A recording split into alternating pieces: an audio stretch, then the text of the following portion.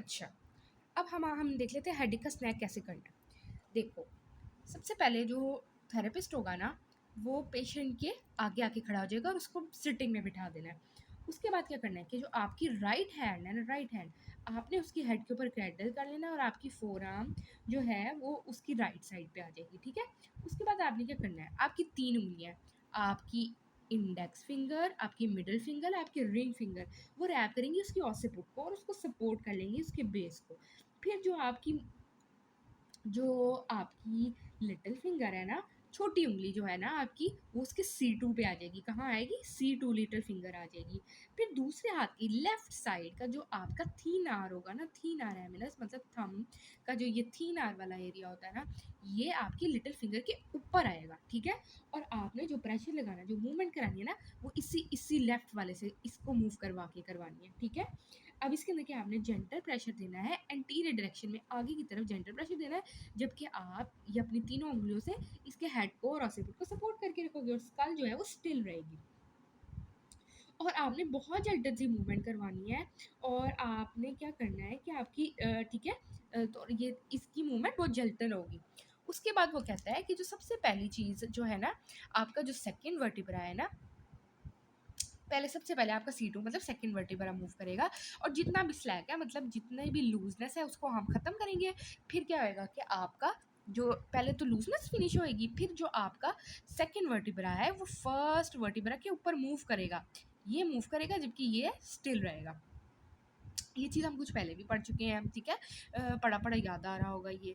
उसके बाद वो कहता है कि स्लोली आपने क्वाइटली क्या करना है कि आपको फॉरवर्ड लेके जाना है, एंड रेंज तक लेके जाना है आपने और 10 सेकंड के लिए इस मूवमेंट को रोक देना है, ठीक है? उसके बाद आपने क्या करना है कि आप क्या करेंगे कि उसका हेड को लिफ्ट करेंगे, आप थोड़ा-सा लिफ्ट करेंगे, ठीक है? उसके बाद आपने क्या करना है कि मैनुअली रिपीट करना है इस स्नैक को 3 दफ़ा आपने करना है, 3 टाइम्स ये करना है, रिपीट करना है। और कुछ ऐसे पेशेंट्स होते हैं, आपने उनकी पोजीशन भी कर लेनी होती है, ठीक है?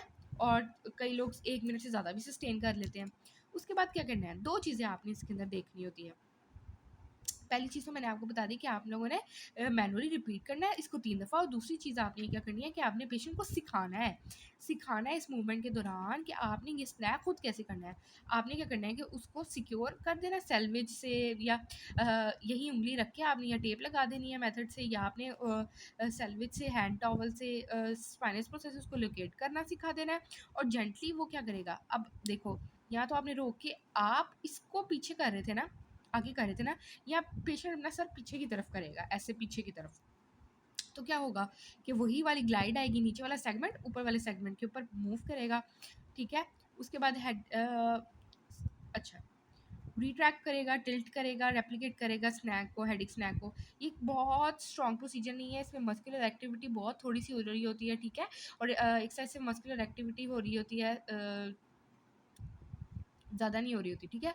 10 सेकंड्स के लिए हमेशा ये करना है, 3 से 10 सेकंड के लिए ये करेगा। और अगर पेशेंट को पोस्टीरियर ग्लाइड ठीक है, इरिटेटेबिलिटी को कम करने की कोशिश करेगा और इसके बाद उसको बहुत अच्छी फीलिंग आएगी, ठीक है? रिलैक्स आएगा। हमेशा हमने फेशियल प्लेन्स को याद रखना है कि वो यहाँ पे एंटीरियर और पोस्टीरियर डायरेक्शन में लाया करते हैं हमारे फेशियल प्लेन। पिछली जितनी भी हम लोगों ने सर्वाइकल वाले किए हैं, उसकी तरह नहीं लाया करते। उसके क्या है कि अपवर्ड थोड़े से स्लोपिंग है ना, जो ऊपर सर्वाइकल वाले सेगमेंट है ना वो सीधे-सीधे होते हैं, जबकि जो नीचे है ना वो थोड़े से स्लोपिंग होते हैं। तो इधर हमारा थोड़ा हॉरिज़ॉन्टल या वर्टिकल है, इधर हमारा इंटीरियर पोस्टीरियर डायरेक्शन में है हमारा फेसेट प्लेन। ये बात याद रखनी है। उसके बाद एक और बात ये हमने याद रखनी है कि जो हमारा जो भी थेरेपिस्ट है ना, अगर वो अच्छा थेरेपिस्ट है ना, तो उसको पता है कि उसने जब भी ग्लाइड कर रहा होगा तो उसने अपनी डायरेक्शन एडजस्ट करते रहना है, ठीक है? थोड़ा-थोड़ा हर किसी के बंदे की फेस और जॉइंट की डायरेक्शन में थोड़ा फ़र्क आता है। अब वो यहाँ पे एक बताता है वूली हेड। वूली हेड एक ऐसी कंडीशन है जिसके अंदर पेशेंट को ना एक वूली सी सेंसेशन, मतलब थोड़ी-सी डिज़ीनेस, बेहोशी, ऐसे चक्कर-चक्कर वाली सेंसेशन आती है जब उसको हम हेडेक स्नैक देते हैं या सर्वाइकल मैनिपुलेशन देते हैं, ठीक है? उसके बाद हमारे पास है जी reverse headache snacks. Reverse headache snack के अंदर देखो, पिछली कंडीशन के अंदर क्या कर रहे थे कि हम सर पीछे की तरफ कर रहे थे। रिवर्स हेडेक में ज़ाहिर सी बात है रिवर्स करेंगे कि इसके अंदर सर आगे की तरफ करेंगे, नीचे वाली इस चीज़ को स्टेबलाइज़ कर देंगे। पेशेंट को बिठा लेंगे, हेड को उसके स्टेबलाइज़ कर देंगे। वही आपकी जो लिटिल फिंगर है ना, यहाँ पे छोटी वाली फिंगर, अब लिटिल फिंगर का बहुत रोल है। लिटिल फिंगर को आपने ऑसीपुट पे ले आना है, ऑसीपुट पे रैप कर देना है, ठीक है, और पोस्टीरियर नेक के ऊपर। और सर्वाइकल स्पाइन के साथ आपका कोई खास कांटेक्ट नहीं होगा, आपका थंब और इंडेक्स फिंगर जो है वो रैप कर जाएंगे। था ये देखो, ये वाला थंब और ये वाली इंडेक्स फिंगर जो है ना वो रैप कर जाएंगे आपके C2 पे, ठीक है। और आपने वेब प्रॉपर कांटेक्ट बना के ना, वेब बना के ना आपने जैसे पकड़ते हैं ना नेक को, वैसे आपने पकड़ लेना है। और जो स्पाइन है ना आपकी, वो अच्छी तरह सिक्योर मतलब आपने करके ना पकड़ लेनी है। उसके बाद ग्रिप इतनी कंफर्टेबल होनी चाहिए, इसको दर्द नहीं होनी चाहिए पेशेंट को। और आपने स्टेबलाइज कर लेना है ताकि आप जेंटली उसको एंड रेंज तक आप तकरीबन 10 दफ़ा तकरीबन 10 सेकंड्स के लिए रोक सकें। फिर आपने क्या करना है कि आपने उसको आगे की तरफ ऑसिपुट को आगे करना है। If you skin on the back of the patient of the neck move वैसे।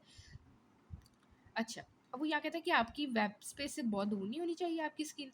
फेसेस प्लेन को हमेशा आपने पैरेलल रखना है, ज़ाहिर सी बात है, यहाँ पे भी वही इंटीरियर फेसेट प्लेन्स है।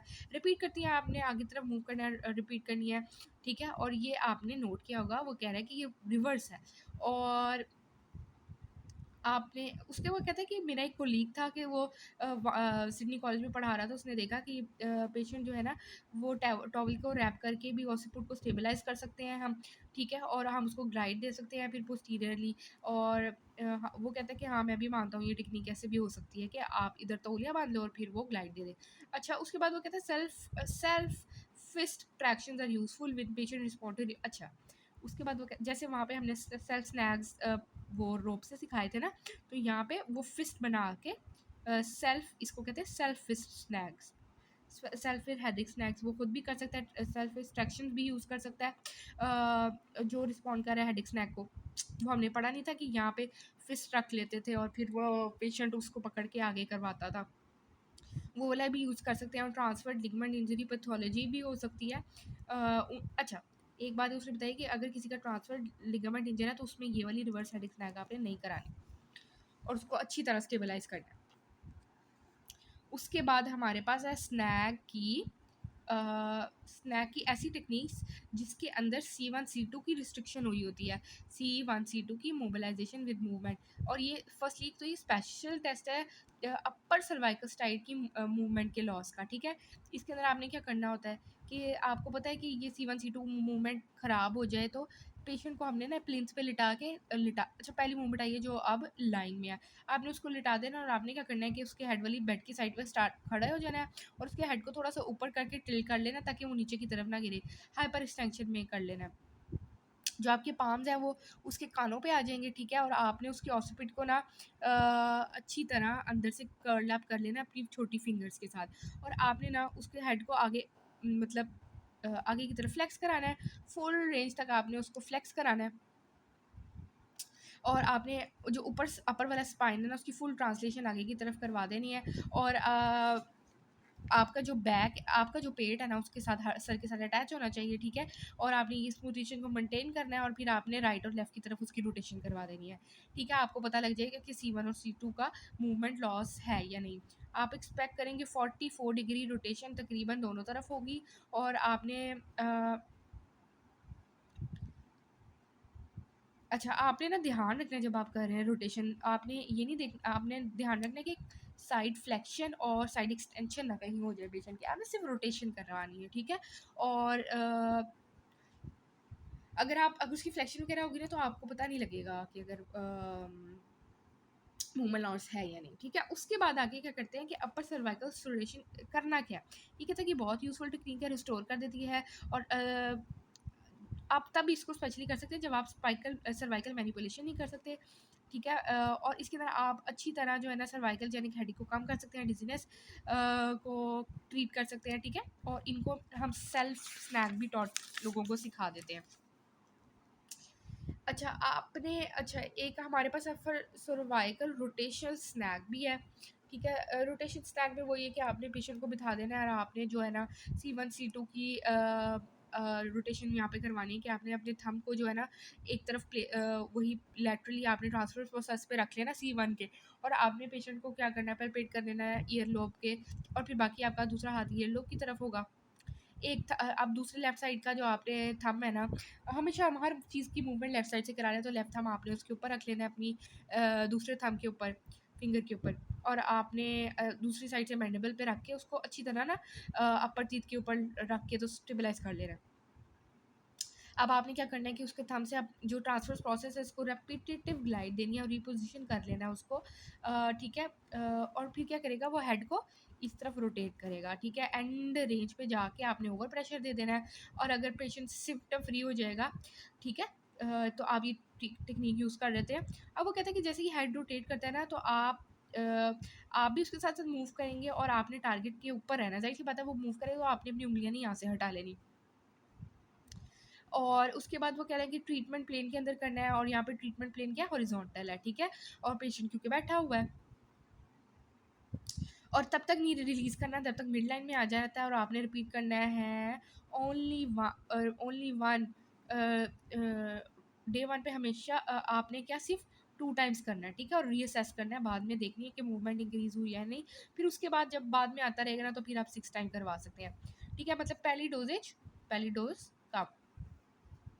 उसके बाद क्या है, अगर ये काम नहीं करेगा तो आपने फिर स्नैक यूज़ कर लेना C1 का, और फिर आपने क्या करना है लेफ़्ट साइड पे ये सा अगर यहाँ अच्छा मेरी बात सुनिए, ये राइट से कराया ना, अगर राइट से काम नहीं किया तो आपने फिर लेफ़्ट से करवा के देना है।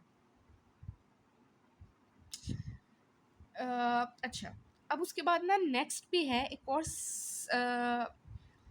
एक नया स्नैग उसने बनाया है, और उसने कहा है कि ये एटलेंटो ऑसिपिटल जॉइंट को इन्वॉल्व कर रहा होता है, मतलब C1 C2 और C2 C3 एक सेम टाइम पे। और इसके अंदर बस ये मुश्किल बात है कि हमें पीटी को हैंडलिंग स्किल चाहिए होते हैं, ठीक है। अब अब जो अपर सर्वाइकल स्पाइन की जो न्यू रोटेशन टेक्निक्स है ना, इसको हम नेक्स्ट में डिस्कस करेंगे, ठीक है।